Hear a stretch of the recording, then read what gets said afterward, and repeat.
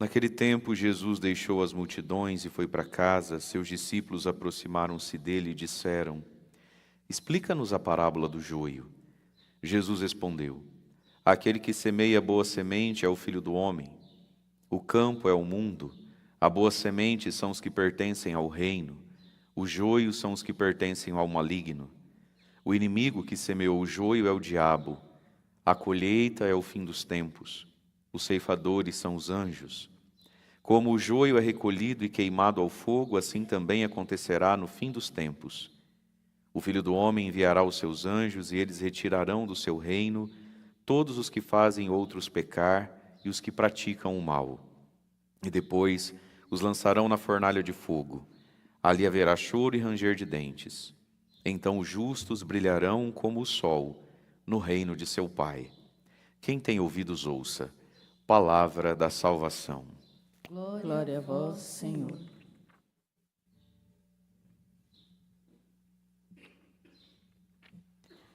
Irmãos e irmãs, nós estamos no capítulo 13 do Evangelho de São Mateus, que são as parábolas do reino, e nós vamos ouvi-lo nessa sequência que se faz da liturgia diária. Vamos ouvi-lo até quinta-feira. As parábolas do reino, que explicam para nós a presença de Deus no mundo e como Deus interage com a gente e qual é o papel da igreja no mundo. Ontem nós ouvimos o grão de mostarda e o pouquinho de fermento. E aí hoje Jesus explica, então, os discípulos ficaram curiosos: Senhor, explica para nós direito a parábola do joio. Mas é interessante o início do trechinho do Evangelho, diz assim: Jesus deixou as multidões, foi para casa, seus discípulos se aproximaram e perguntaram. Essa imagem da casa, da proximidade, da intimidade, essa imagem do tem coisa que não é para todo mundo, é dentro de casa. Nós temos uma casa dentro de nós, que é a nossa alma, que é a nossa interioridade. E que muitas vezes, queridos, a gente não visita a nossa própria casa, o nosso próprio eu interior. As pessoas vivem distraídas de si. Muitas pessoas vivem fora de si. A gente conhece essa expressão, né? E fiquei fora de mim. Erradamente no português, fiquei fora de si, né? Fora de mim, né? Mas a gente fala dos outros, né? E fulano está fora de si. A verdade é que a maior parte do tempo, e a maior parte das vezes, as pessoas vivem fora de si. Elas vivem desapercebidas de si mesmas, cuidando da vida dos outros, né? Querendo separar joio e trigo, como aqui no Evangelho. A gente conhece a história toda do joio, né? Senhor, o senhor quer que a gente vai arrancar o joio? Esse papel não é seu, na vida dos outros. Deixa joio e trigo crescer, Deus sabe a hora de fazer as coisas. Mas veja, queridos, muitas pessoas vivem fora de si. Passam-se anos e elas não cresceram nada. Passam-se anos e elas não curaram nada. Passam-se anos e elas são as mesmas. Não é isso? Talvez no seu casamento você vive esse desafio. Há anos e anos aquela gota goteja em cima, né? Aquele defeito que não muda, aquela coisa que não evolui, e aquilo vai cansando, não vai? Porque uma coisa é a toalha molhada em cima da cama, né, filho? Uma vez, duas vezes, 25 anos depois, a toalha está em cima da cama toda vez. E muitas pessoas vivem fora de si mesmas, elas não entram dentro de si. Tem coisas que Jesus explica e acalma onde? Dentro de mim. Eu preciso entrar em casa, eu preciso sair da multidão, do barulho, da distração, do alheio. A gente vive alheio às nossas próprias coisas, ocupados das coisas do outro. A gente vive alheio de si mesmo. Então tem coisa que Jesus explica só dentro de casa. Primeira casa, eu mesmo, eu preciso entrar dentro de mim mesmo. Através do silêncio, da oração, desligar as telinhas que brilham no olho, arrumar um tempo bom para mim, eu preciso entrar dentro de mim mesmo. Não pode haver assunto proibido dentro de mim mesmo. Tem gente que trava, dependendo do assunto que você leva a pessoa, fala, chega, que não gosta desse assunto. Não, gosta, vamos cavucar, e sabe como é que não gosta desse assunto? Entrar dentro de si mesmo. Segunda casa, para completar a ideia da casa, Jesus foi para a casa. Casa aqui é a comunidade, casa aqui é o sagrado, casa aqui é o religioso, não é a multidão lá fora. Tem coisa que você quer entender, você precisa vir na igreja, você precisa estar na missa, né? E olha, o diabo é astuto. Geralmente, aquilo que a pessoa mais precisava ouvir, e Deus ainda ia passar assim, açúcar. Deus ainda ia colocar chantilly no que ela precisa ouvir, porque no dia que ela ia ouvir aquilo, Deus ainda ia inspirar a pessoa de cantar aquela música que ela tanto gosta, que ela tem uma memória afetiva. Ia ser a missa da vida dela, é a missa que ela não veio. Você sabia disso, né? A melhor missa do mundo foi a que você não veio. Aquela que você não veio, por bobeirinha às vezes. Naquela foi falado tudo, cantado tudo, você ia sair daqui flutuando. Não veio, pronto. Casa aqui é o lugar onde Jesus fica só com os discípulos, não mais com a multidão, porque tem coisa que a multidão não vai entender. E tem coisa que, se você quiser entender, você precisa ir para casa. A casa do discipulado, a casa dos discípulos. Não cabe todo mundo ali, não é para todo mundo aquele lugar. Não porque Deus seja excludente, simplesmente porque tem coisa que não adianta falar com a multidão. Não é? Vamos pensar, uma professora que dá aula para as criancinhas. Por óbvio, ela sabe que 2x menos y² igual 2a sobre 16 avos de não sei o que, ela sabe fazer essa conta. Só que, por óbvio, ela não vai ensinar isso para um menino de 9 anos, 10 anos, 7 anos, 8 anos. Ai, que preconceituosa. Ai, que elitista. Ela está excluindo o Pedrinho de saber a álgebra. Pedrinho não vai nem começar esse assunto, ele não tem tamanho para isso, não é hora disso com o Pedrinho. Então, lá com o Pedrinho, 4 laranjas, se a tia comer uma, der uma para o Joãozinho, quantas laranjas vai sobrar? 4 menos 1 é? Quanto que é? E assim também é o Evangelho. Tem coisa que a pessoa não vai entender, quem está lá fora não vai entender. Tem coisa que é aqui para dentro. Qual é o problema, muitas vezes, do daqui para dentro? A pessoa vem aqui para dentro e fala, nossa, mas que conta difícil, ficar mexendo x, y, raiz quadrada. Lá fora não precisa fazer essas coisas, lá fora é maçã e laranja, então vai lá para fora. As pessoas vêm para dentro da igreja, aí aqui dentro da igreja, qual conversa elas querem? A conversa lá de fora.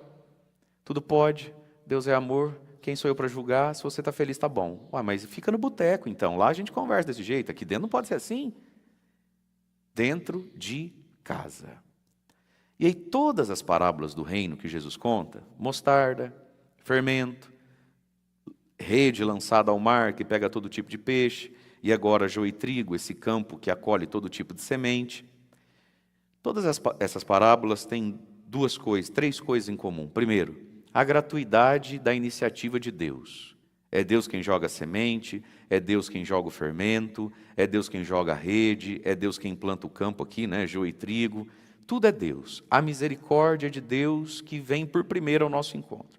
Segunda coisa que todas as parábolas têm, o corresponder ou não corresponder do ser humano, que acolhe ou não acolhe, valoriza ou não valoriza o grãozinho de mostarda, o pouquinho de fermento que Deus coloca, que se aceita ser pescado por Deus, o ser humano que corresponde ou não corresponde, limpando a sua própria eira, percebendo em si o seu joio, o seu trigo e fazendo essa limpeza interior.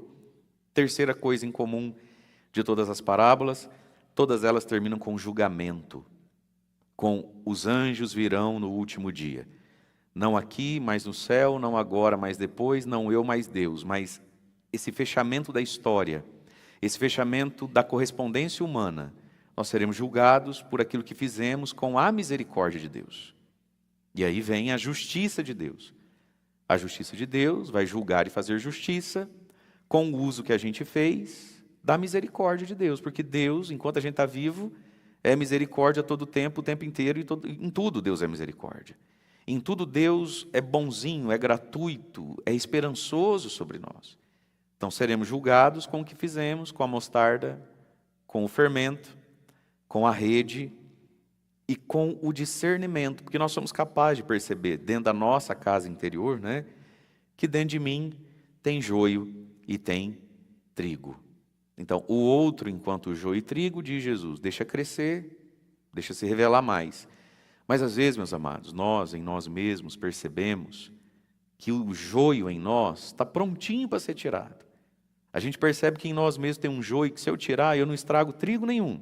Até porque já passou da hora de colher esse joio dentro de mim. E aí nós seremos julgados por aquilo que a gente fez, com a mostarda, com o fermento, com a rede e com o discernimento. Às vezes a gente já sabe, a gente já entendeu, a gente já viu, Deus já mostrou como, por que não faz a coisa? Então a iniciativa de Deus, a correspondência do ser humano e o julgamento final. E aí a parábola do joio hoje, o próprio Senhor explicou para nós as imagens da parábola. Aquele que semeia boa semente é ele mesmo, o Filho do Homem, o campo é o mundo, a boa semente são os que pertencem ao reino, então é a imagem da igreja no mundo e das pessoas boas dentro da própria igreja. O joio é quem pertence ao maligno, e aqui maligno com M maiúsculo, portanto o demônio, Satanás em pessoa. Ele tem seus filhos, vamos dizer assim, né? Ele tem os seus adeptos e ele tem os seus servos. O inimigo que semeou tudo isso é o diabo, a colheita é o fim dos tempos, os ceifadores são os anjos, assim como o joio é recolhido depois de tirado, né? Se taca fogo nele, assim também acontecerá no fim dos tempos. E aí, meus irmãos, nós temos essa página e essas linhas do Evangelho, das quais a gente não pode fugir. Vai fazer o que com isso aqui? Vai passar Rorex? Vou pegar isso aqui, amassar, jogar fora? Não, porque hoje em dia a psicologia evoluiu para explicar que o ser humano tem atos inconscientes. O que eu faço com isso aqui? O que a gente faz com isso aqui? Assim acontecerá no fim dos tempos. O Filho do Homem enviará os seus anjos e eles retirarão do seu reino, do seu povo, todos os que fazem os outros pecar, praticam o mal. Serão lançados na fornalha de fogo, ali haverá choro e ranger de dentes. O que a gente faz com isso aqui? É interessante que nós estamos num tempo, já há algum tempo, onde as pessoas, baseadas em algum estudo, baseadas em algum pensamento humano, vão pegar e vão dizer assim, às vezes, né? Não, padre, sabe o que é? É que assim, até inclusive eu estava lendo, eu fui no curso de teologia de leigos lá, né? Antes fosse só um curso de teologia de leigos que se fala tanta besteira, né? Mas vamos lá. Aí diz assim, não, porque aí eu fui lá, inclusive lá o professor falou, o padre falou lá, assim, que na verdade, assim, Jesus falou isso aí. Tipo assim, que é para ver se a pessoa desperta, né? Assim, não é que, imagina, né? Que Deus sendo amor, como se hoje, 2000 anos depois, aham, te peguei, Jesus. Gente, calma, calma. Ai, Jesus. Fica assustando o povo, criando recalque. Para. Gente, não foi isso que Jesus quis dizer, não. Ele falou, isso aí porque tem gente que se a gente não ameaçar, não muda nunca. Então nós somos a geração dos mais espertinhos, nós somos mais espertos que Deus. Nós somos mais espertos que São Pedro, que São Paulo, que São Tiago, nós somos mais espertos que 2000 anos de santos e santas da igreja. Nós somos espertos, nós pegamos no ar que não era isso aqui é só um jeitinho de falar, porque imagina. Faz sentido uma maluquice dessa? Então vamos lá, meus irmãos, o que a gente faz com essa página? Nós vamos prestar conta da nossa vida com Deus. Todos os que fazem os outros pecarem. E aqui entra a importância da gente se santificar, da gente crescer, da gente evoluir e parar de trazer trabalho, parar de trazer problema para a coisa mais santa que Deus deixou na igreja, a sua noiva, a sua esposa, o seu corpo, que é a igreja. Nós somos sal da terra e luz do mundo. Nós não somos não deveríamos ser o tropeço do mundo. A gente fica produzindo pergunta na cabeça das pessoas. Percebe? Às vezes, a postura de uma pessoa, as escolhas de uma pessoa, elas edificam quem ainda não crê. Não, elas escandalizam quem ainda não crê, desmotivam quem está crendo. Todos os que fazem o outro pecar. E os que praticam, por óbvio, né? O mal. Praticar o mal e ainda faz o outro pecar. Faz o outro pecar e também pratica o mal. E é por isso que a gente precisa cuidar um pouco melhor da nossa própria vida, né? Vós sois o sal da terra, vós sois a luz do mundo. Mas se o sal ficar insosso, se esse campo que sou eu, que é você, está tomado de joio, porque eu nasci assim, porque eu cresci assim, porque ninguém sabe da minha história, quem é você para apontar o dedo para mim? E as pessoas vão defendendo o joio dentro de si, como se o joio fosse ouro. As pessoas defendem o joio. Tenta pôr a mão no joio dela para você ver só. Uau, ela morde a sua mão. Só Deus para me julgar. E esse é o problema, Deus vai te julgar. Não é interessante essa frase? Só Deus para me julgar. Verdade, só Deus para te julgar, mas Ele vai julgar, tá bom? Você vê aí como é que você se acerta com Deus. Aí a pessoa tem medo do padre, tem birra do amigo, tem mágoa do fulano, do líder dele de cela, do fulano da pastoral que falou, Feltrano, não está dando assim. Porque só Deus para me julgar. Rapaz, esse é o problema, amigo. Deus vai julgar. Deus vai julgar o uso da misericórdia, da vida, do tempo. Deus vai julgar esse tanto de joio que você não faz questão de mudar em você, mas quer mudar no outro. Ei! O que a gente faz com essa página do Evangelho? Nós vamos psicologizar ela, antropologizar ela, sociologizar ela. O que faz com essa página do Evangelho? Arranca e joga fora. Aí a gente fica com a parte do um pai tinha 2 filhos, perdoa o filho. A gente vai escolhendo partezinha da Bíblia. Assim acontecerá no fim dos tempos. E louvado seja Deus, que hoje não é o fim dos tempos. Amém, gente? Fala ufa, quem está acordado fala ufa, misericórdia. Ainda bem que hoje não é o fim dos tempos, nem dos tempos, história, mundo. Eu pelo menos estou achando que hoje, não vai ser hoje que Jesus vai abrir o céu e descer. E Deus queira que hoje não seja o fim do meu tempo, o seu tempo, que a gente não caia hoje morto, infartado, acidentado, não sei, eu estou achando que não é hoje que é também que a gente vai, né? Amém, gente? Quem está querendo ficar mais um pouco aqui? Eu não. Eu estou querendo ficar mais um muito. Pouco é pouco, não, para queimar um pouco. Quem que está querendo ficar mais um pouco? Ninguém. Quem que está querendo ficar mais um muito aqui? Fala, Jesus, me deixa muito. É tanto joio que vai ter que ser muito. Amém. Deus nos escute, né, gente? Ai, meu Deus do céu. E depois o lançarão na fornalha de fogo. Ali haverá choro e ranger de dentes. O que faz com essa página do Evangelho? Bom, mas já que não vamos arrancar essa página do Evangelho, nós vamos arrancar essa página, sim ou não? Não. Vamos ficar com ela, sim ou não? Então vamos terminar de ler, né? E os justos, os que não praticam o mal, nem faz o outro pecar. Jesus não disse na outra página do Evangelho, em verdade vos digo, todo aquele que pratica a palavra e ensina os outros a viverem essa vida, praticar isso, esse é o maior no reino dos céus. Então, já que não vamos arrancar a página do fogo aqui, dos capetas, vamos terminar de ler, que tem coisa boa. Então os justos brilharão como o sol no reino do seu Pai. Existe uma recompensa, existe uma justiça sobre o bom uso da misericórdia. Os justos brilharão como o sol no reino do seu Pai. E tudo isso, não agora, mas depois, não aqui, mas no céu, não eu, mas Deus. Existe um lado na fé, meus irmãos, que é passivo. A fé nos faz ser bastante ativos em muitos assuntos, né? Remover montanha, ir de pregar o evangelho a toda criatura, enfim. Mas a fé ela tem todo um aspecto também, ao mesmo tempo, passivo, da espera. Não aqui, não agora, não eu. Existe uma soberania de Deus sobre a justiça para com o uso da sua bondade e da sua misericórdia. Não aqui, mas no céu, não agora, mas depois, os justos brilharão como o sol no reino do seu Pai. E aí eu não sei se deu um estresse em Jesus, o que foi? Ele perguntou assim, quer saber também? Quem tem ouvidos para ouvir, ouça. Já expliquei, mais que isso, se eu for explicar, você não vai entender, porque se fosse para entender, já tinha entendido. Quem tem ouvidos para ouvir, ouça. Ou seja, quem tem desejo, quem tem reta intenção, quem tem boa vontade já entendeu a explicação dada até agora. Mais que isso, é só gastar saliva mesmo. Quem tem ouvidos para ouvir, ouça. E às vezes, a gente precisa entender esse mistério na vida do outro, querido, querida. Tanto para você não virar um fardo, tanto para você não se sobrecarregar. Às vezes, o que o outro tinha que ouvir, para entender, ele já ouviu. Ele não entendeu porque ele não quis. Ou ele não entendeu porque não está pronto.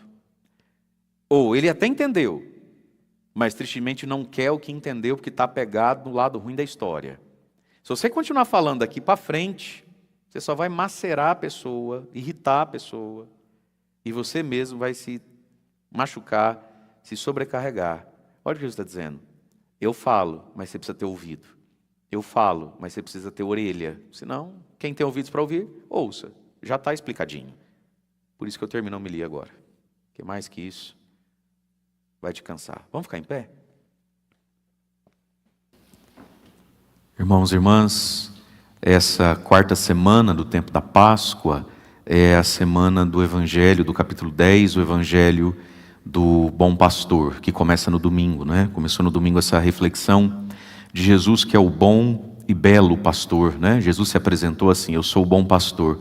Nós traduzimos por bom pastor. Em grego, a bondade pode ser dita de mais de um modo. Então, bondade, bondade mesmo, se diz através, né, do adjetivo agathos, de onde vem ágata, por exemplo, né? Bondade, bom. Mas também se diz a partir do verbo kalos, com K, que significa belo, beleza, que na língua deles cai no ouvido da pessoa como bom, como algo que tem valor. Mas não só tem valor, também é bonito, também atrai, né?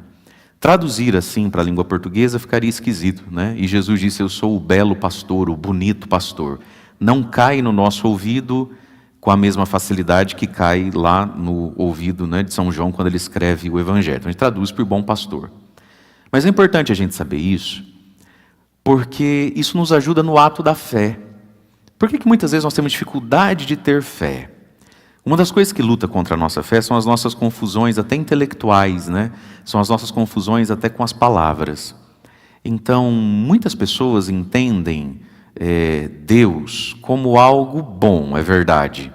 Mas ele não é bonito, ele não é gostoso, né? É igual você tentar convencer uma criança que ela tem que comer cenoura, vagem, rúcula, alface, né?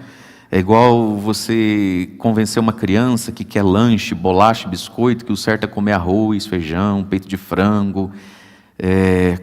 Come, filha, cenourinha, é bom para os olhos, já viu coelho de óculos? Não tem, né? Aí vai com aquelas conversas com criança. Por quê? Ela até entende que é bom, mas não é gostoso, né? Gostoso mesmo é outra coisa. E muitas pessoas passam uma vida com Deus assim.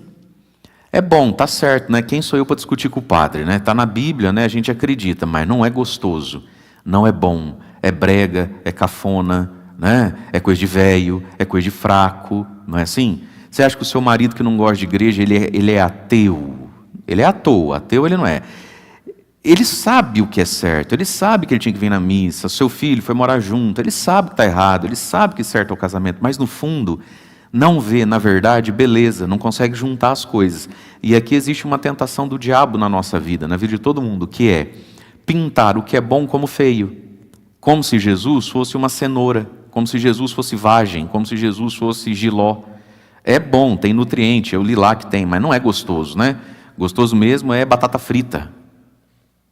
Como se Deus, o diabo até aceita que a gente aceite, né? Que Deus é bom, mas nunca que ele seja belo. E Jesus disse: eu sou o kalos, ou seja, é a bondade com beleza, né? Com o componente da verdade. Portanto, meus irmãos, se é bom, e só pode ser bom porque também belo e verdadeiro. E só pode ser verdade, e se é verdade, também é belo e bom. E se é belo, só belo porque verdadeiro. Essas três coisas, elas andam juntos: o bem, a verdade e a bondade. E tudo isso a gente encontra em Jesus, encontra no Evangelho. Mas essa dicotomia, essa cisão, às vezes a gente faz na nossa vida e isso nos atrapalha a ter fé. Ponto 1. Ponto 2, isso nos faz às vezes cair em armadilhas e ciladas. Mas ele é tão bonitinho, ele é bonitinho, mas aquilo ali não é verdade, não é bondade. Essas três coisas precisam andar juntas, né? Bondade, verdade, né? E a beleza das coisas, que por óbvio não é a beleza da futilidade, né? Da vaidade. É a beleza própria de quem comporta em si a bondade de Deus e a verdade, a essência das coisas. Foi assim que Jesus se apresentou e começou a falar de nós também como ovelhas que vão ouvir a sua voz. E aqui entra para nós então uma meditação, uma reflexão agora. Qual é o lugar, qual é o papel, qual é o peso, a importância do milagre? Os milagres, eles têm seu valor. Não tivesse valor nenhum, Jesus não tinha feito milagre. Então, se Jesus fez, valor tem. O milagre coopera com a nossa fé, reanima a nossa fé, termina de nos empurrar um pouquinho, meio metro para frente, nessa estrada da fé, na qual às vezes a gente não está conseguindo chegar até o final. Então, quantas as pessoas conseguiram dar o passo e o ato da fé porque viveram, ou perto de si, testemunharam um milagre, uma graça, algo de extraordinário, então tem seu valor. Mas milagre nenhum, meu irmão, tira de você a necessidade de você ter fé. As pessoas às vezes esperam por uma fé que desobriguem elas de terem fé. Não, a fé sempre pede fé. Vamos entender aqui o Evangelho então. Jesus está andando no templo. Era inverno, festa da dedicação do templo, lá no pórtico de Salomão. E os judeus o rodeavam e perguntaram: até quando você vai nos deixar em dúvida? Se você é o Messias, fala abertamente. Ora, mas Jesus já tinha dito que ele era o Messias, abertamente, e tinha dito mais de uma vez. E ele já estava fazendo e tinha feito os sinais messiânicos. Quando o Messias vier, o paralítico vai andar, o coxo vai saltar, o mudo vai falar, o surdo vai ouvir, o cego vai ver e o morto vai viver. Ele já tinha feito tudo isso. E o próximo capítulo agora, já que vocês querem um milagre, Jesus vai fazer esse grande milagre no Evangelho de São João, que é trazer Lázaro de volta à vida. Então, daqui a algumas poucas páginas, Lázaro vai ser ressuscitado do túmulo depois de 4 dias. Senhor, não abre esse túmulo não, está fedendo isso aí, já faz 4 dias que está morto. E aí Jesus vai falar, Lázaro vem para fora, e termina a sessão, né, dos milagres que o Messias, que em hebraico, Messias, em grego, Cristo, e tudo isso significa ungido de Deus. Né? Então Jesus já tinha feito e ia terminar de fazer. E quando Jesus terminar de ressuscitar Lázaro, o que vão decidir? Matar Jesus e Lázaro. Então, mas eles já tinham visto todos esses sinais. Os sinais messiânicos. Jesus bate certinho com a Bíblia. E agora eles ficam... E Jesus já disse, eu sou o Cristo. Enfim. Eles não acreditam. E aí eles perguntam para Jesus, por que você não fala? Mas eu já falei. E aí Jesus ainda vai dizer, as obras que eu faço.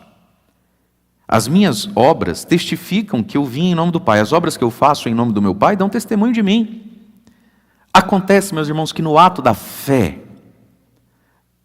existe um elemento da razão, da inteligência, não é?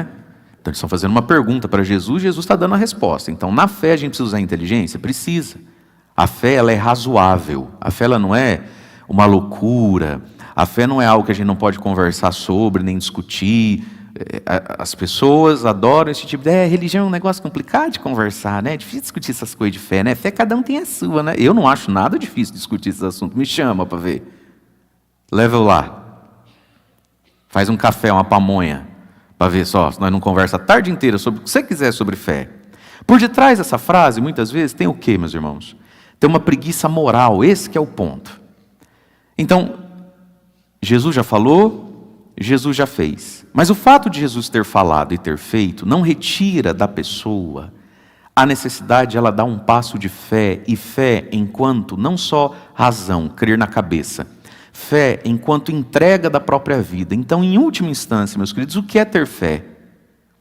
Por óbvio, é acreditar num dado, num objeto. Deus existe sim ou não, Jesus veio na terra sim ou não, ele morreu mas ressuscitou sim ou não. Sim, a fé, por óbvio, tem um objeto para a gente olhar, e se você quiser, para a gente estudar, para a gente mexer nas páginas da Bíblia. Mas a fé, em última instância, meus queridos, é uma entrega de mim mesmo. O que é ter fé em Jesus? Significa que eu pego a minha vida, a minha história, a minha existência, com os meus fracassos, com as minhas alegrias, e no hoje da minha vida eu pulo no colo dele, acreditando que o amanhã da minha vida... Ele segura e sustenta nas mãos dele, eu não vou viver fora da mão dele, não porque eu não possa, não porque eu não saiba, mas porque eu não quero mais viver a minha vida fora da mão dele, em coisas muito concretas do nosso dia a dia. Então a fé começa em perguntas? Sim. É bom saber catequese? Óbvio. Mas isso não vai mudar o fato, por exemplo, então, de que eu preciso de dinheiro, preciso vender esse carro, a quilometragem dele é alta, é difícil vender um carro usado com 180 mil quilômetros. E eu sei, quem sabe, quem vai lá e vira lá aquela pecinha lá do odômetro e o carro de 180 mil quilômetros vem para 65 mil quilômetros. Olha que pichincha. Né? Para o outro chegar em casa e falar assim, amor do céu, Deus abençoou a gente, foi São José, o que foi? Você não acredita, achei um carrinho que cabe no nosso bolso. Que ano, amor? 2012. Ah, mas deve ser muito... Nada, 60 mil quilômetros só. Né? Ele ia na missa e na padaria e voltava para casa com esse carro. Eu posso ter visto o aleijado andar, eu posso ter feito um curso de teologia, eu tenho um fato diante da minha vida, eu preciso de dinheiro, preciso vender esse carro, ele é ruim de vender, é só enganar o outro ali que ele compra. Engano ou não engano? É aqui que está o nosso momento porta estreita, é aqui que está o nosso momentinho de Abraão. Abraão foi convidado a pegar o filho único e sacrificá-lo no alto da montanha. Você está sendo convidado a não volta o velocímetro do carro. Não engana aquele irmão ali. Eu posso ter visto o aleijado andar, isso não muda essa cena na minha vida. E é nesse momento que eu tenho ou não tenho fé. E aí já não é mais fé que Deus existe. Porque as pessoas acreditam que Deus existe. E ainda vão dizer assim, mas todo mundo faz, né? Deus vai me perdoar. Elas tanto acreditam em Deus que tudo que de errado elas fazem dizendo que Deus vai perdoar. Então elas acreditam no intelecto. Mas não conseguem crer no salto da vida. É preciso pular na fé. E eu posso não só ter visto milagres, mas eu posso ter recebido em mim um milagre. Eu posso ter sido aleijado e agora eu ando. Porque eu fui no acampamento, porque eu fui num retiro, eu poderia ter um tumor desse tamanho de câncer numa parte do meu corpo. Aí na missa do dia 19 desapareceu. Olha, glória a Deus. Isso não muda de mim o fato de que eu não vou com as fuças do fulano. Mas ele está passando, eu estendo ou eu não estendo a mão? Eu cheguei e dei de cara com ele na porta. Abraço ou não abraço? Pode ter visto o aleijado andar, pode ter sido você o paralítico que hoje anda. Isso não vai mudar esse fato. Esse lugar de ter fé enquanto salto, enquanto pulo. Então, qual era a dificuldade daquele povo com Jesus? A dificuldade é que crer em Jesus dava prejuízo.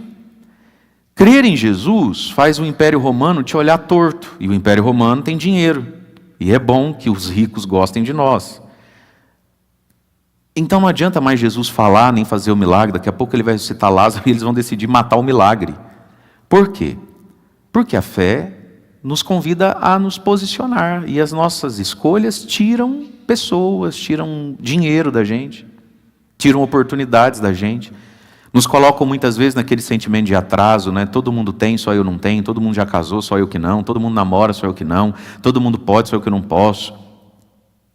Essa é a dificuldade da fé. A fé, ela necessita de uma caridade, de um amor interior, um desejo de amar Deus de volta. As pessoas têm dificuldade da fé não porque elas são burras, elas não rasgam dinheiro. Elas têm dificuldade com a fé porque elas são ruins, elas são ingratas. Elas olham para Deus e não move dentro delas uma centelha de gratidão. Jesus não vale uma missa de domingo para a pessoa. Se você falar para ele que numa sexta-feira santa, em honra da morte de Jesus, era bom não fazer churrasco, o cara se sente explorado, invadido, porque eu trabalho, eu preciso descansar, ele não pode nem fazer um churrasco. Você acha que Deus está preocupado se você come carne? O importante é não falar mal dos outros. Aí começa as lenga-lenga. Rapaz, um dia no ano só. Não almoça. Um dia no ano não almoça. Por causa desse Jesus aí, que se eu te perguntar se ele nasceu, você diz que sim. E se eu disser para ele que o Buda é melhor do que ele, você fica ofendido. E que se um candidato disser que gosta muito dele e o outro gosta muito do islamismo, você vai votar no que diz que gosta em Jesus, não no que gosta do islamismo. Então, para esse cara, um dia no ano, fica sem almoçar. A pessoa não consegue, ela se sente dolorida. Então, o problema dos fariseus não era só intelectual, como o nosso muitas vezes não é. E como o problema dos nossos, lá em casa, também não é. É no coração. É uma falta de uma reverência, de uma humildade com a vida, né? De uma gratidão para com as coisas. A pessoa não consegue devolver nada. Essa é uma das definições de pessoa mimada. Às vezes a gente escuta dos pais assim, ai padre, o filho começa a dar desgosto, né? Começa a viver diferente do que você ensinou. Aí a pessoa pega e fala assim, também padre, acho que a gente errou, eu sempre falo para minha mulher, eu sempre falo para meu marido, a gente mimou demais lá em casa, a gente deu de tudo. Meu irmão, o que define um mimado não é se ele foi muito amado, porque Deus é amor, então Deus está nos estragando, nos mimando. Não é isso. O que define um mimado é que talvez você então, vamos pensar, já que você é pai e está querendo achar onde é que você errou, vou dar uma sugestão para você pensar, talvez seja o caso, talvez não, porque a vida é um mistério também. Mas talvez você errou não em dar tudo. Talvez você errou em aceitar, em não receber nada de volta. Dê tudo que você pode dar para o seu filho. Qual é o problema de você dar tudo que você pode dar para o seu filho? Se você ficou rico, vai tratar seu filho como se ele fosse filho de um pobre. Ele não é filho de pobre, ele é filho de um rico. Você tem dentro de você amor, afeto, você sabe beijar, abraçar, passar a mão no cabelo, sentar na sala, brincar de carrinho, brincar de boneca. Você não vai fazer isso? Dê todo o afeto que você tem. Você não é uma pessoa áspera, má, amarga, que precisa de terapia. Não, você é uma pessoa boa. Então ame e ame com força. Agora, exija algo de volta. Eu te amo, você me ama. É aqui que está o mimado. O mimado é aquele que, quando é a vez dele de lavar o prato, ele surta. Quando é a vez dele de pôr algo no jogo da família, né? Quando é a vez dele de fazer um sacrifício. Não, filho, não vai não. Fica em casa para você cuidar do seu irmão para mim um pouquinho, que eu preciso ir no mercado, papai tem um moarama. Porque todo mundo vai jogar bola, só eu que vou ficar em casa. É aqui que está o mimado. O mimado é aquele que se dói em devolver um pouquinho de tudo que ganhou. Esse é o mimado. Não é porque ele tem muito, é porque ele não devolve nada. E tem muita gente pobre materialmente que é mimada. Sempre que é a vez dele de fazer algo, algum gesto, pelos seus, pelo contexto que ele está inserido, dói demais fazer aquilo. Esse é o mimado. Então, o mimado, ele não se sabe, intelectualmente, ele não se sabe amado por aquele pai, por aquela mãe. É claro que ele se sabe amado, olha a vida de príncipe que ele leva. Mas o coração dele não consegue devolver. E aqui está, eu já disse tudo o que vocês estão perguntando. Já fiz tudo o que comprova o que eu disse. O que falta? Falta o coração agora. Falta a gratidão, falta a liberdade interior. Falta esse entendimento de que se Jesus é verdade, logo andar com Ele é a coisa mais bela da vida. Logo, o chão que Ele coloca debaixo do meu pé para eu andar é o chão mais seguro e verdadeiro da vida. Mas pode ser que me custe um amigo, pode ser que me custe um sonho, pode ser que me custe um acesso, pode ser que me custe uma renúncia, e pode ser que me custe a soma disso tudo ao mesmo tempo. É aqui que está a fé. Então Jesus diz: já vos disse, vós não acreditais. E as obras que eu faço, por óbvio, testificam o que falo. Elas dão testemunho de mim. Vós, porém, não acreditais, porque não sois das minhas ovelhas. As minhas ovelhas, elas escutam a minha voz.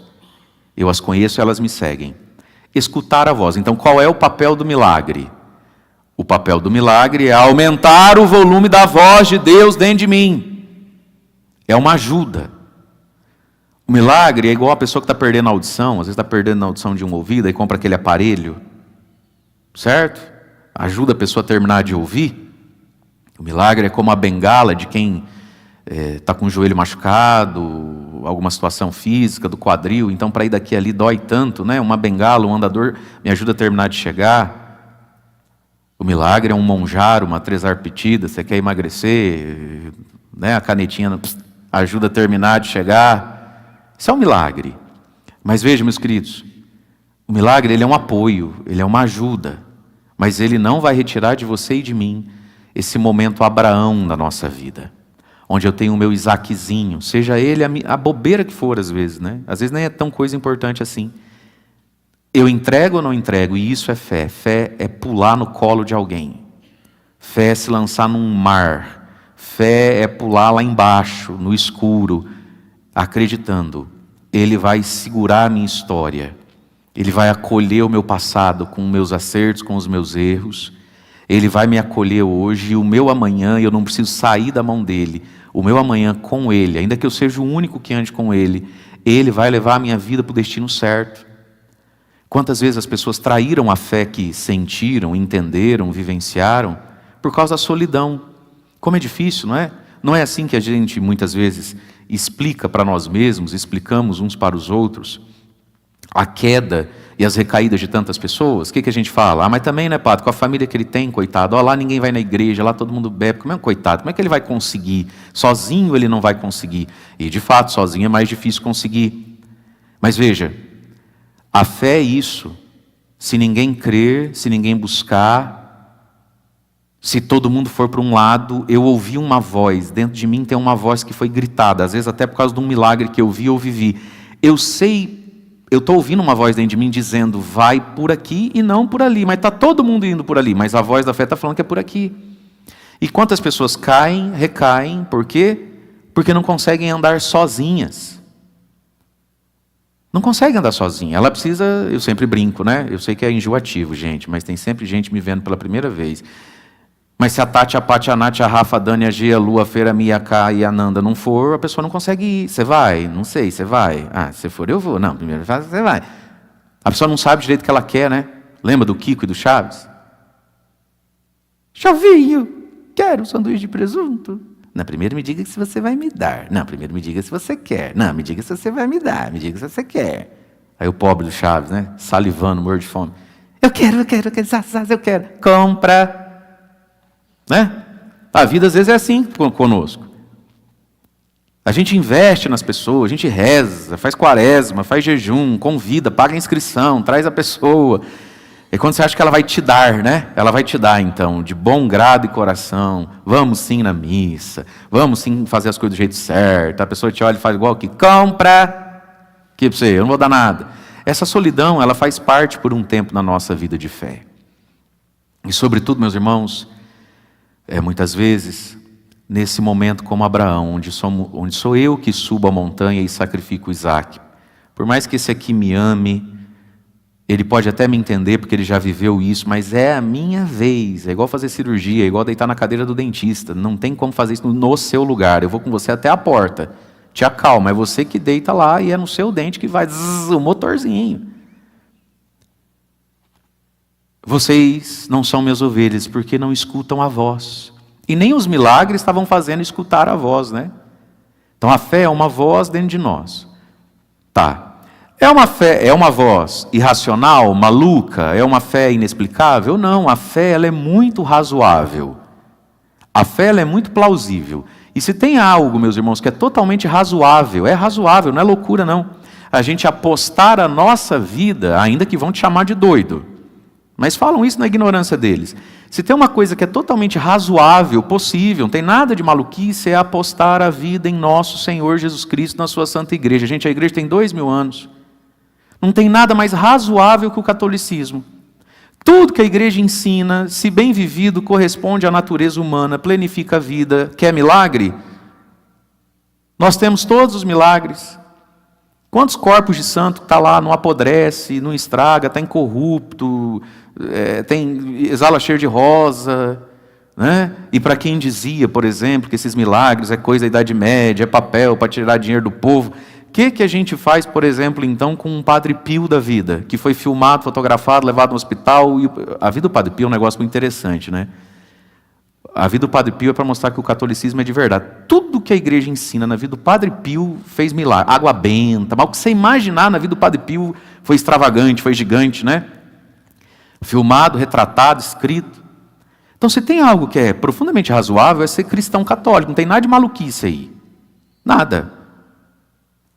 Mas muitas vezes o mundo e o diabo quer pintar para nós que a fé é uma loucura, a fé é uma doideira. Por isso que dói no coração quando você escuta, às vezes, de alguém que você ama, né? Às vezes, talvez você escute isso de um filho. Ai, pai, esse negócio de Deus, hoje em dia não é mais assim, não. Que loucura, que doideira. Imagina, você acha que o mundo funciona desse jeito? Igual o padre fala. Quando uma pessoa fala isso para nós, dói e dá dó, né? Dói e dá dó. Você está diante de um animalzinho. Você está diante de uma toupeira. Você está diante de um jegue. Porque se tem algo que é razoável, plausível, não quer dizer que seja fácil, e não quer dizer que a gente consiga viver com coerência 100% o tempo todo, isso é outra conversa. Mas se tem algo que é profundamente razoável, gente, é ser cristão católico. Isso assim, isso é de um bom senso. Isso é de um bom senso. Olhe para a sua vida, a sua vida é uma vida de bom senso. A sua vida é uma vida totalmente razoável, na média. As exigências da fé católica fazem mal para quem? Quem fica pior porque ficou católico? Se viver bem. Mas essa voz precisa ser escutada. E aí a gente escuta para quê? Primeiro, para seguir. Eu as conheço, elas me seguem. E o que Jesus faz com quem o segue? Eu dou-lhes a vida eterna, jamais se perderão. Olha que coisa maravilhosa. Ter a vida eterna e jamais se perder nessa estrada até lá, e por óbvio não se perder depois da morte no inferno, né? Mas olha que promessa maravilhosa Jesus faz. E ninguém vai arrancá-las da minha mão. Nós estamos nas mãos de Deus, pela ação do Espírito Santo, e nós já vamos cantar essa canção como prece, estar nas mãos do Espírito Santo. Ninguém vai arrancá-las da minha mão. Aí Jesus diz, meu Pai que me deu essas ovelhas, e olha como nós somos valiosos. Deus Pai quis dar a Deus Filho um presente. Escolheu o quê? A lua, as estrelas, as galáxias, os oceanos. Qual é o maior presente, o presente mais carinhoso que Deus quis dar ao seu unigênito Jesus Cristo? Você, eu. Imagina Jesus desembrulhando uma caixa gigante. Aí quando ele abre, o que está lá dentro? A lua, o sol, você, eu. Só Deus mesmo, né? Para querer dar a gente como presente. E só Jesus para acolher como presente, não como ofensa, né? Mas acolheu. Meu Pai, que me deu estas ovelhas, é maior do que todos. E ninguém pode arrebatá-las da mão do Pai. Eu e o Pai somos um, nós estamos nas mãos de Deus. E no complemento do tempo pascal, quando a gente celebrar o Pentecostes, o derramamento do Espírito Santo, já daí o próximo final de semana vai ser o domingo da Santíssima Trindade. Deus unitrino. Jesus diz, ninguém pode ser arrebatado da minha mão. Depois ele diz, ninguém pode ser arrebatado da mão do Pai. E quem é que faz isso? O Espírito Santo, que também é Deus. Portanto, queridos irmãos e irmãs, peçamos hoje ao Senhor que renove dentro do nosso coração a caridade, o amor divino em nós, por Deus, amar de volta. Por quê? Porque a gente já ouviu tudo que tinha que escutar, a gente já viu e não viu pouco. Falta dar um passo como Abraão deu um passo. E talvez você e eu na nossa vida hoje, não sei o que você está vivendo, não sei o que você está passando, talvez você está nesse momento onde você está entendendo que você precisa ter fé. E que tudo que você ouviu e já viveu, não retiram de você a exigência de hoje você ter fé. Sacrificar o seu Isaac, pular nas mãos de Jesus e acreditar que você não vai cair. Ouvir essa voz que está dentro de você. Todos nós já ouvimos tudo e vimos bastante coisa. Mas, vez em quando, nós precisamos de uma escolha, de um passo, de um ato, de uma entrega de si. A fé é a entrega de si. Deus não se revelou a você e a mim para a gente escrever um livro, ficar mais sabido ou inteligente na cabeça. Deus se revelou a nós em Jesus para que a gente se entregue a Ele, nas concretudes da vida, pequenas ou grandes, cada um é que sabe o que está passando, o que está vivendo. Mas não desperdicemos as pequenas entregas, meus irmãos, as pequenas renúncias, os pequenos sacrifícios. Por quê? Porque quem não consegue e não dá conta das coisas poucas, não vai dar conta das coisas muitas, né? Se nas pequenas coerências da fé eu me escondo atrás de que hoje em dia não é assim, o que vão pensar de mim? Quando eu chegar diante do Isaac a ser renunciar, aí é que não faz mesmo. Então não desperdicemos a vida e as suas vicissitudes como lugar que coopera com a nossa fé. E não duvidemos, meus queridos, se a gente precisar, de vez em quando, ver um milagrezinho para reavivar um pouco, para abanar a chama e não deixar ela apagar, Deus não vai deixar você sem ver milagre ou viver milagre. Não vai. Mas a gente já é grandinho para saber. Posso ter visto, posso ter vivido. Isso não muda o fato de que hoje eu preciso de novo me entregar a Ele. Através da vida que está diante de mim, da cruz que Ele permite, da bondade que Ele pede, está diante de nós. E isso é bom. Isso é graça de Deus, né? E aí nós ouvimos aqui a primeira leitura. Quem vai se exercitando nisso, igual Barnabé, um homem bom, cheio da graça. Barnabé foi enviado até Antioquia, né? Porque a fé tinha chego até aquele lugar. E aí os apóstolos queriam saber se eles estavam crendo do jeito certo. A igreja vai lá testificar aquela fé, né? Enviaram Barnabé a Antioquia, um homem bom, cheio do Espírito Santo e cheio de fé. E lá ele confirmou aqueles irmãos. Lá Barnabé precisou ter fé mais uma vez. Quando ele chega em Antioquia, ele vai, por óbvio, motivado tudo que ele viveu em Jerusalém, tudo que ele viveu no Pentecostes. Mas quando ele chega em Antioquia, o que Barnabé tem que ter em Antioquia? De novo, mais uma vez, fé de novo. Ele precisa se lançar em Deus de novo, né?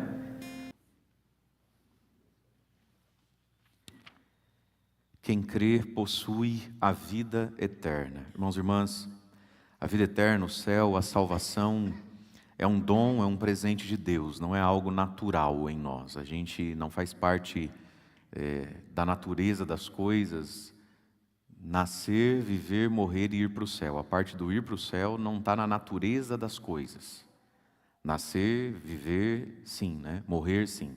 Mas possuir a vida eterna, ter a vida eterna, que é estar no céu, estar na plena comunhão com Deus por toda a eternidade, é um dom, é um presente, é um oferecimento de Deus a nós. É dom e graça porque nós não merecemos isso, nós não estamos à altura disso. É como quando a gente, na nossa simplicidade, na nossa pobreza, foi convidado para ir numa festa muito chique. Você fala, gente, não tem nem roupa para essas coisas, né? O que eu estou fazendo aqui? Então, o céu não é da natureza das coisas, primeiro ponto. Segundo, é um presente imerecido, porque Deus, em sua essência, nós somos diferentes da divindade. Nós somos criatura, a criatura que vai ser recebida na vida íntima de Deus por toda a eternidade, isso é uma graça, isso é uma elevação que a gente vai receber, né? Nós vamos ser elevados na nossa dignidade, inclusive na nossa própria natureza, que não foi feita no primeiro momento para isso. Então é um profundo acolhimento de Deus. Agora, tudo isso passa pelo dom da fé. Em verdade eu vos digo, quem crê possui a vida eterna. E a vida eterna é essa contemplação de Deus. No versículo anterior, Jesus disse, né? Não que alguém já tenha visto o Pai, só aquele que vem de junto de Deus, ele viu o Pai. Então nós veremos um dia o Pai. E nós vamos sentindo vontade desse Pai, porque Jesus, o único que viu o Pai, porque de lá veio, nos revela o Pai, nos fala desse Deus. A maior dificuldade de Jesus foi e é até hoje mudar a imagem que temos de Deus. Nós somos capazes de entender que existe um Deus. Não é? Quando a gente olha o mundo, quando a gente olha a criação, quando a gente olha todos esses mistérios da humanidade, né? Quando a gente assiste um vídeo, pesquisa um pouco sobre como é que é esse negócio de cai cabelo, nasce cabelo, a unha da gente que lasca e cresce, como que uma criança é gestada dentro da barriga da mãe. Não tem como o ser humano não se perguntar quem foi que fez isso. E na pergunta já tem uma resposta mínima: alguém fez isso. E esse alguém, por óbvio, é aquilo que o ser humano em todas as culturas e desde sempre deu o nome de Deus, né? Agora, nós nos projetamos em Deus, né? Nós lançamos nossas sombras em Deus muitas vezes. Então, para muitas pessoas, e por quanto tempo, o Deus delas, né, é um Deus mau, é um Deus assassino, é um Deus vingativo, é um Deus que olha para a terra e calcula as coisas com as mesmas mazelas de um ser humano pouco virtuoso, né? Quem já estudou um pouquinho das mitologias, né? Os deuses que um tem ciúme do outro, trai a mulher do outro, aí um deus taca raio no outro. Parece um bando de crianças deseducadas, né? Brigando por prazeres, por afetos, né? E a grande luta de Jesus foi e continua sendo, até hoje, a imagem verdadeira do Pai dos céus. Porque em nome de Deus, quanta maluquice não se faz, né? E continua se fazendo. Quantas pessoas verdadeiramente más se escondem atrás do nome de Deus, do nome de Jesus, da Bíblia, de textos sagrados, né? Então ninguém viu o Pai. Se a gente quer conhecer a Deus, nós precisamos conhecer Deus em Jesus, Deus através de Jesus. E não Deus nas nossas crendices, e não Deus nos nossos impulsos, assim, da nossa mentalidade, que às vezes acaba projetando em Deus as nossas próprias sombras, as nossas próprias coisas não curadas, não bem resolvidas, né? E essa surdez, ela precisa ser liberta em nós. Tanto é que no versículo anterior ainda Jesus disse, né? Todo aquele que escutou o Pai e por ele foi instruído, vem a mim. Escutar a voz de Deus que fala dentro da nossa consciência, fazendo pequenos apelos dentro de nós, para a nossa bondade, para a nossa generosidade, para o nosso desprendimento das coisas. Isso é a voz de Deus dentro de nós, nos convidando às boas obras em relação ao outro, aprender a ouvir a voz de Deus. Mas definitivamente, na nossa dificuldade de ouvir a voz de Deus, Jesus veio como palavra, como verbo de Deus, se fez homem para falar desse Pai que foi contemplado por Ele. E por isso Ele pode falar quem é esse Pai a nós. E aí vem o dom da fé. Quem crê possui a vida eterna. E quem crê quer dar um passo. A fé não é algo que chega em mim, em você, e a gente fala assim: aham, legal, né? Então tá bom. Hein, e o Palmeiras joga hoje, amanhã? Ou não joga? Ah, você já jogou, né? A fé não é isso.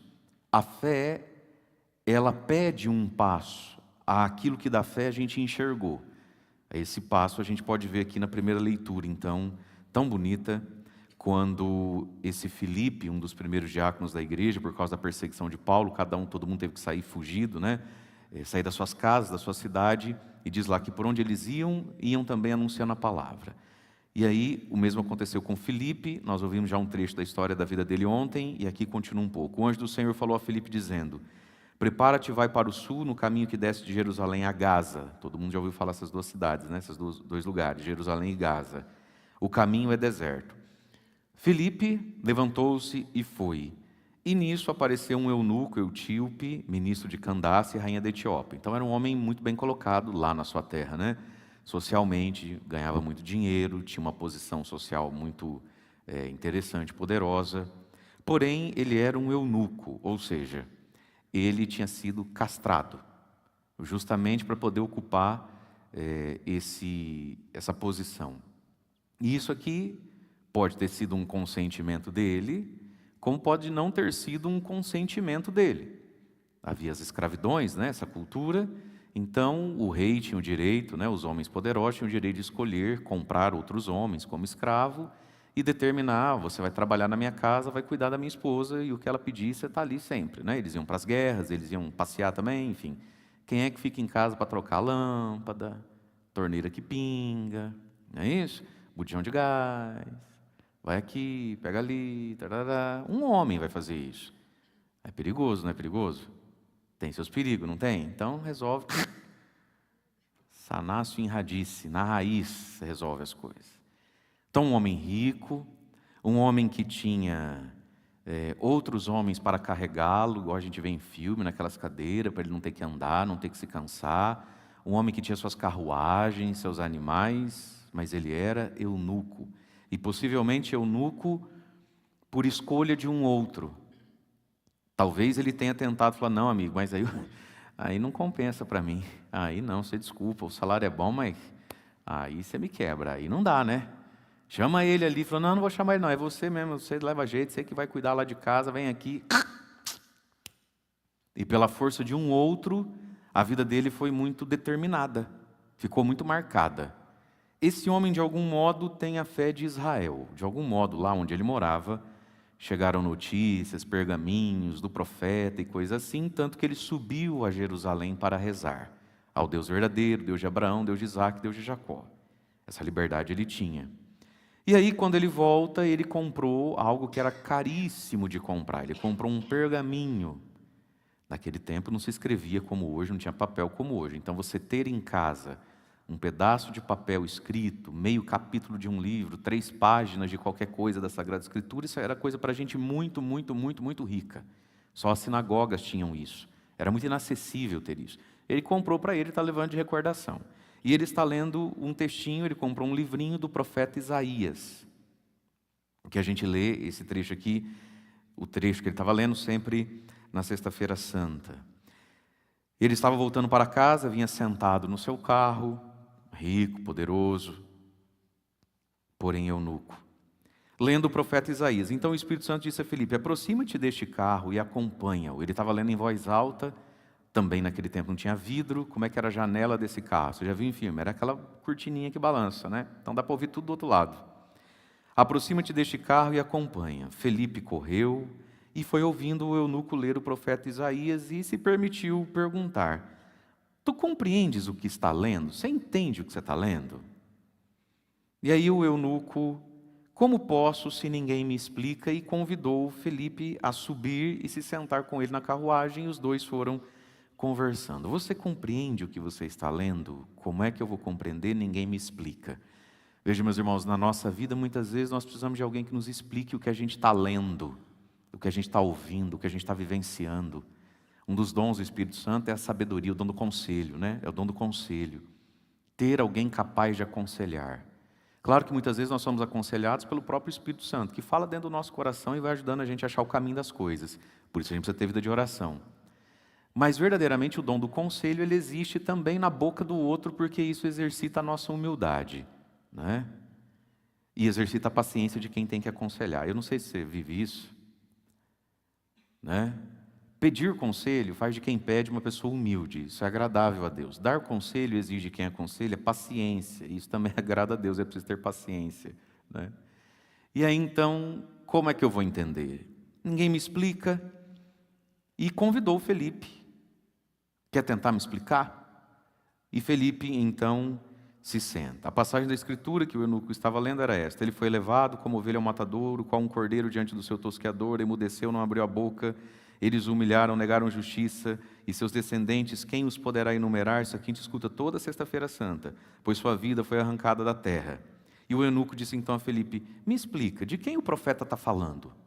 Ele está falando dele mesmo, ele está falando de um outro? Versículo 35. Então Felipe começou a falar e, partindo dessa passagem da Escritura que o próprio eunuco trouxe e escolheu, anunciou Jesus ao eunuco. E aqui está algo, meus irmãos, maravilhoso. Ser capaz de anunciar Jesus ao outro a partir do outro, não a partir de mim. O nome disso é pedagogia, né? Como é que você ensina uma pessoa? Você ensina o que ela tem que saber, e às vezes ela nem sabe que tem que saber. A gente tem o direito de saber e se permitir isso. Eu sei o que você não sabe e deveria saber. Mas eu vou te ensinar a partir de você, não a partir de mim, né? Descer no tamanhozinho do outro. É igual ensinar a criança a ler, escrever, não é isso? Você vai no tamanhozinho do outro. Lembra do professor Girafales ensinando na escolinha? Chaves, eu tenho 4 laranjas, ó. Se eu comer uma, quantas sobram? Né? Você está falando com criança. Eu sabia essa com maçãs. Né? Esse é o melhor. Você entrou para isso? É o melhor 15 segundos de humor da história da humanidade. Meu irmão, eu vou te falar, de vez em quando, assim, sei lá, você está lá no seu. Vai no YouTube e diz assim, Chaves. Assiste ali 40 segundinhos. Isso é melhor. Você não dobra as gotas que você toma, não. Um Chapolin, Todo Mundo Odeia o Chris, hein? Simpson, quem gosta de Simpson? Não, 3 pessoas gostam. Que povo nervoso, bravo, triste. Partindo do que o outro trouxe, Felipe anunciou Jesus. E aqui está, queridos, é possível anunciar Jesus dentro de qualquer história, dentro de qualquer ambiente, a partir de qualquer piadinha, a partir de qualquer dor humana. Jesus cabe em todos os lugares. E o anúncio bom do Evangelho, né? Começa no outro e não em quem está anunciando. Eu sei o que você não sabe, eu sei o que você precisa, nem você está sabendo disso, né? Mas é a partir de você, da sua realidade, da sua concretude, da sua necessidade, da sua dor, do seu sonho, do seu pecado, até mesmo da sua curiosidade, né? É que o Felipe, então, anunciou Jesus ao homem, através da sabedoria, da ciência do Espírito, através do conselho. Felipe era alguém capaz de não precisar abrir a conversa. Pode você começar a falar, que a partir de você eu consigo colocar Jesus. E partindo do que o eunuco escolheu, Felipe anunciou Jesus ao eunuco. Bom, ficou aqui pressuposto que nisso tudo ele falou que Jesus falou, que tinha que se batizar, porque daí, andando mais um pouco, prosseguindo o caminho, chegaram a um lugar onde havia água. Então o eunuco disse a Felipe, aqui temos água, o que impede que eu seja batizado? Então Felipe com certeza falou do batismo. E falou o que do batismo? Que o batismo é para quê? Que o batismo é para a remissão dos pecados e para se incorporar no corpo de Cristo, que é a sua comunidade, a sua família de fé, chamada igreja. Com certeza foi isso que Felipe ensinou para o eunuco. E o eunuco quis isso. Diante de tudo que Felipe anunciou e explicou, para aquela fé pura, incipiente e curiosa daquele homem de outra cultura, de outro país, de outra religião, mas que queria acreditar, Felipe anuncia Jesus anunciando um sacramento, batismo. E batismo pressupõe arrependimento de um tipo de vida. Então, com certeza, Felipe explicou que Jesus veio para salvar dos pecados. Explicou o que é pecado. E o eunuco respondeu a essa fé, dizendo então, olha, tem água ali. Tem algum problema de eu ser batizado já aqui, já agora, nessa água aqui mesmo, nesse corguinho aqui? E ali ele foi batizado, então. A fé, quando despertada em nós, para saber, inclusive para saber verdadeiramente se a fé foi despertada em nós, a fé nos faz pedir alguma coisa, desejar alguma coisa, dar um passo. E o eunuco pediu, eu queria ser batizado, não podia ser já aqui?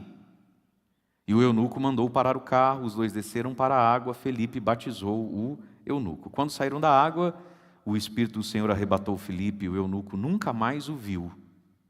E prosseguiu a sua viagem cheio de alegria. Nunca mais viu Felipe. E aqui está, meus irmãos, as pessoas cumprem um papel na nossa vida, né? Com certeza, se o eunuco pudesse, ele fala assim, você nunca pensou em morar na Etiópia? Não, é bom, eu converso lá com a minha patroa, está precisando lá de um cara bom assim, igual você, de leitura, né? Eu te coloco lá para trabalhar num lugar, enfim. Com certeza ele gostaria de convidar, ou talvez até convidou Felipe. Mas o Espírito do Senhor arrebatou Felipe, ele nunca mais viu Felipe.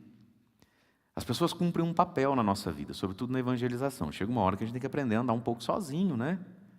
Chega uma hora que a gente tem que ser capaz de, igual criança, né? Chega uma hora que você não põe mais comida na boca, ela tem que aprender a comer, colocar na boca, não derrubar comida, não é isso? A gente amadurece na vida. Ele nunca mais viu Felipe, e ele nunca mais viveu algo tão poderoso assim na sua vida, mas aquilo que ele viveu foi o suficiente para reorganizar a vida dele. Às vezes, meus irmãos, tudo que a gente precisa é de uma única experiência na vida. Uma única experiência tem o poder de nos determinar para sempre. Quando isso é para o mal, chama trauma. Aí as pessoas vivem a vida toda dentro da igreja contando para padre e filha que elas têm trauma. Eu respeito seu trauma. Mas você não tem um testemunho também, não? Você não tem uma experiência com Jesus, não? Se um dia, se um dizer, se um ato de um humano sobre o outro humano tem o poder de direcionar ele para o resto da vida, um ato salvífico de Cristo não tem? Só que aí, meus irmãos, entra o exercício da fé. E às vezes nós colocamos muita fé na palavra de maldição do outro, no ato de violência do outro. Nós colocamos muita fé nos pensamentos que a gente fica ouvindo dentro da nossa própria cabeça e não colocamos fé nenhuma na palavra de Cristo.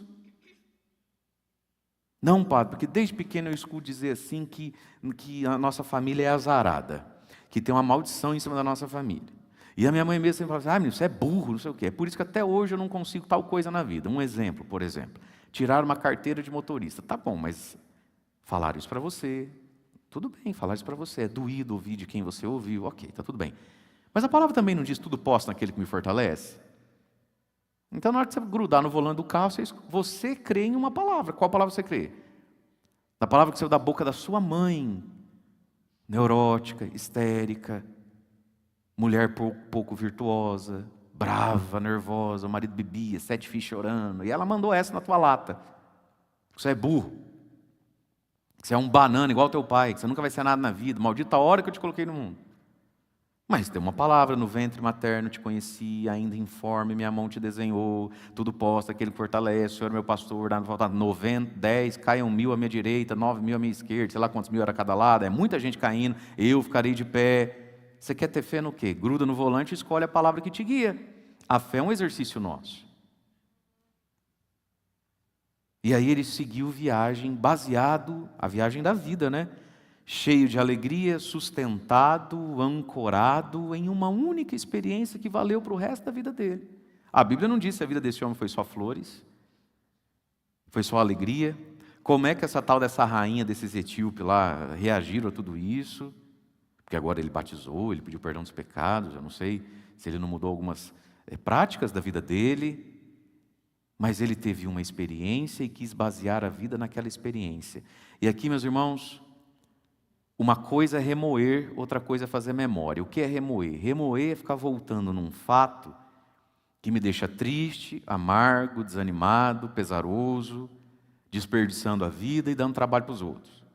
Outra coisa é fazer memória. Jesus não disse, na última noite, tomou o pão, fazer isto em memória de mim. Façam memória disso aqui, eu lavei o teu pé, eu morri por você e me fiz seu alimento. Nunca se esqueça disso, faça memória disso. E esta memória é salvífica, ela impulsiona, ela redimensiona, ela coloca para frente, você escolhe ficar remoendo ou fazer memória. Mas a fé necessita de fazer memória. Se a gente não faz memória da fé, a gente mata, sufoca, né? Deixa anêmica aquela experiência que Deus escolheu para você e para mim, para salvar a nossa alma, para destinar a nossa vida no caminho da alegria. E aí isso vale para tudo, vale para casamento. Um casamento que não faz memória. Quem é casado? Erga a mão para ver.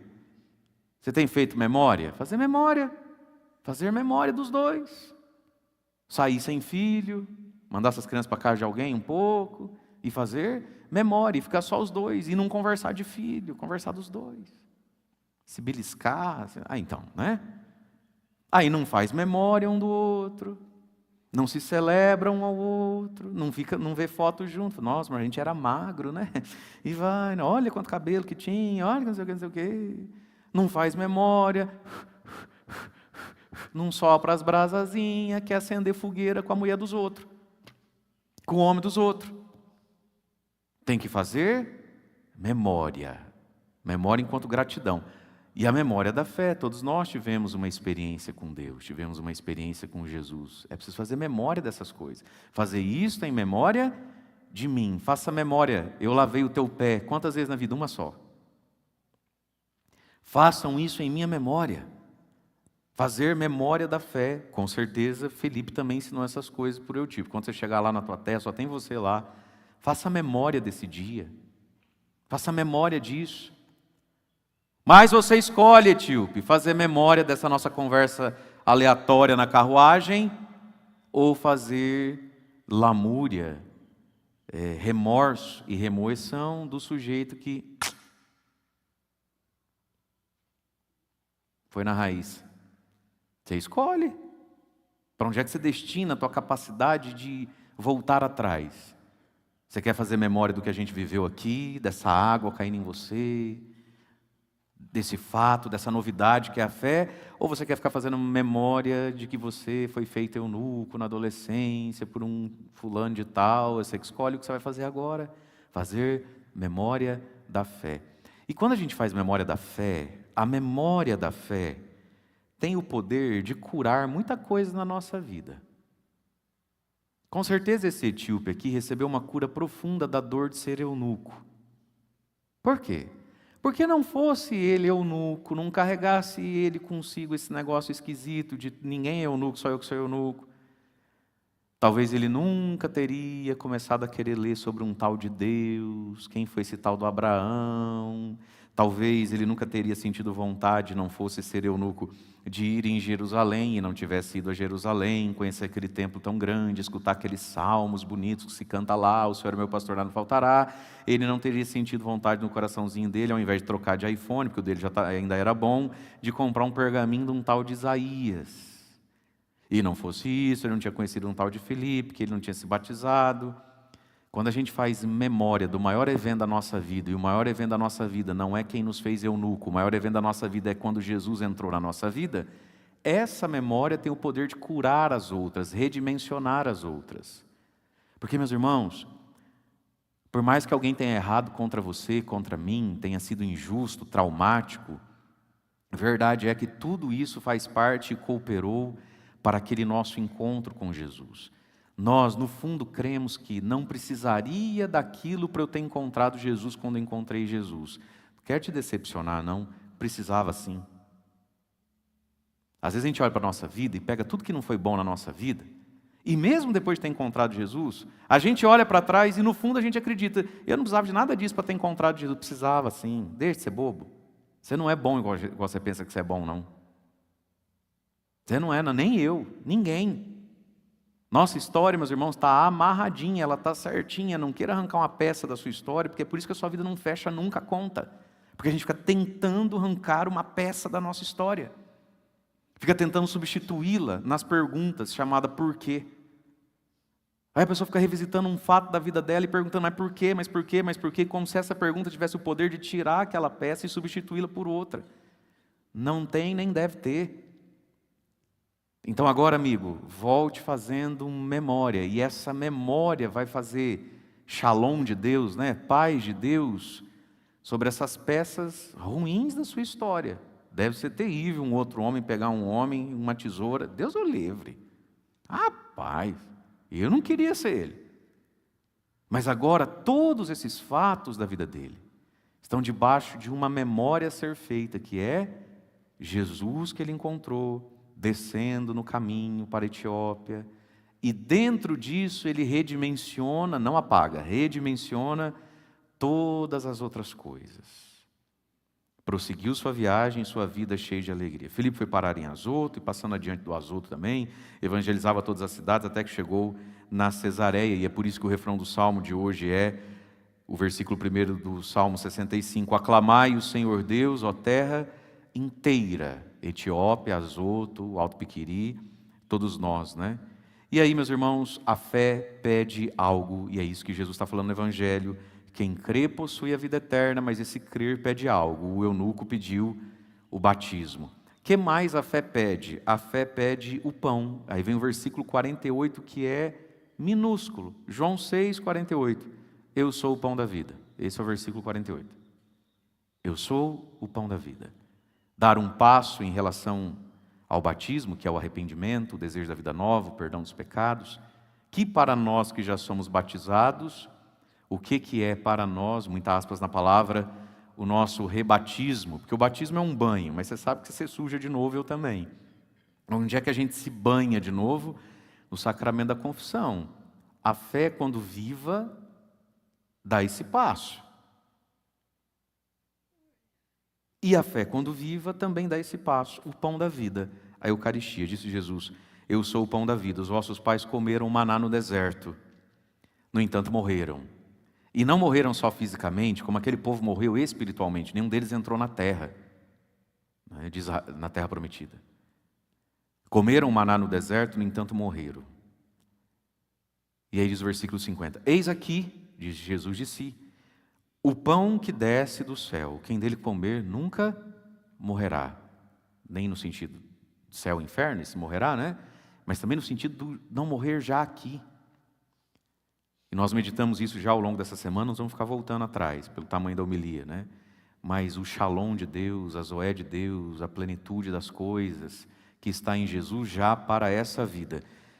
Eis aqui o pão que desce do céu, quem dele comer nunca morrerá. Eu sou o pão vivo descido do céu.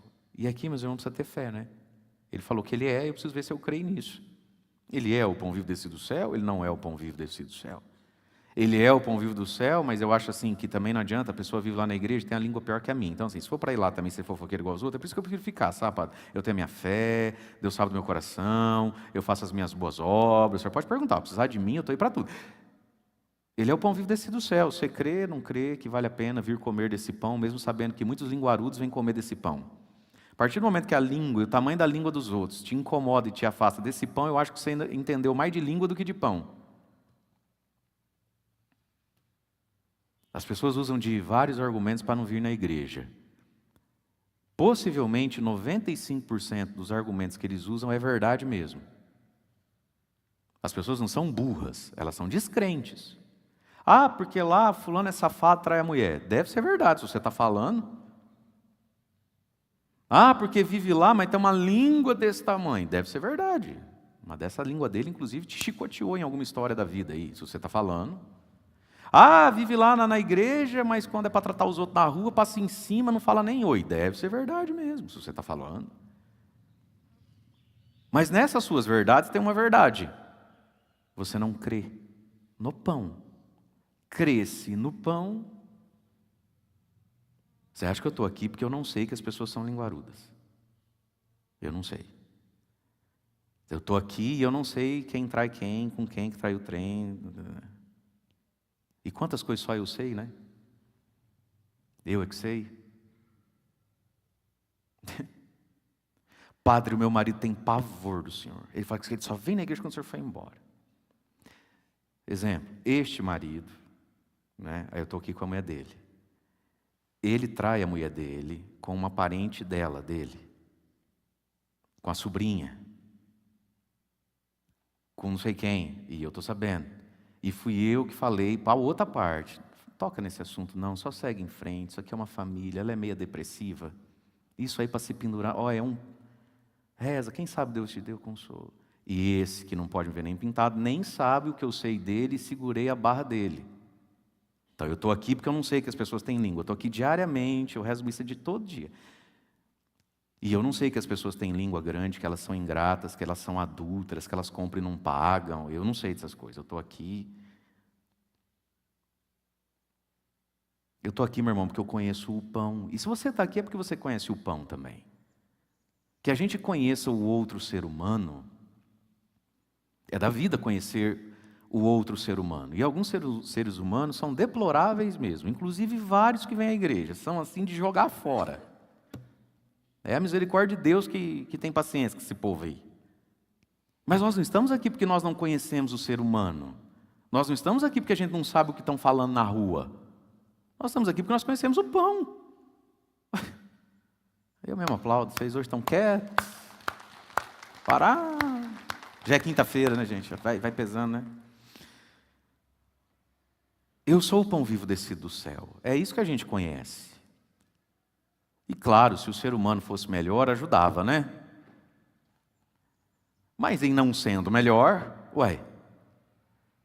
eu sou o pão vivo descido do céu, eu sou o pão da vida. Quem dele comer nunca morrerá. Quem comer deste pão viverá eternamente. E o pão que eu darei, portanto não tinha dado ainda, portanto é algo que Jesus ia dar que é diferente da palavra que ele já dava, porque ele diz eu darei, não estou dando, então não são as pregações que ele fazia. As pregações que Jesus fazia também eram um pão, não só de pão vive o homem, mas de toda palavra que sai da boca de Deus. Mas Jesus está falando de algo que é diferente de Bíblia, diferente de louvor, diferente de pregação, que se você quiser chamar de pão, você também pode. Também nos alimenta de um tanto, não é? Mas o pão que eu darei, então não está dado ainda. Então não é isso que Jesus tinha acabado de fazer agora. O pão que eu darei. E ele está falando, e talvez ali está ouvindo ele um ex-paralítico. Ou seja, eu vou te dar algo que não são essas pernas que eu te dei. É diferente isso aí. Ele está anunciando, profetizando e dizendo de algo que ainda iria ser feito, que ele ainda não tinha feito. E o pão que eu darei é a minha carne dada para a vida do mundo, para a existência do mundo. Então Jesus está falando de um pão que seria dado. E foi dado quando? Na última noite da sua vida, na ceia. E aquele pão é carne, carne dada para a vida do mundo. E eis o mistério da fé, meus irmãos. Toda missa, o padre, quando termina a consagração, diz o quê? Eis o mistério da fé. Como é que a gente come a carne de Jesus Cristo?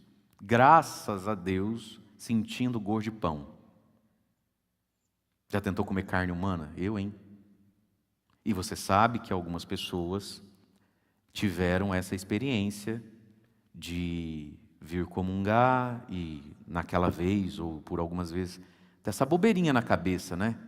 Será que isso é o que é mesmo? Será que eu entendi certo? Como é que pode ser, né?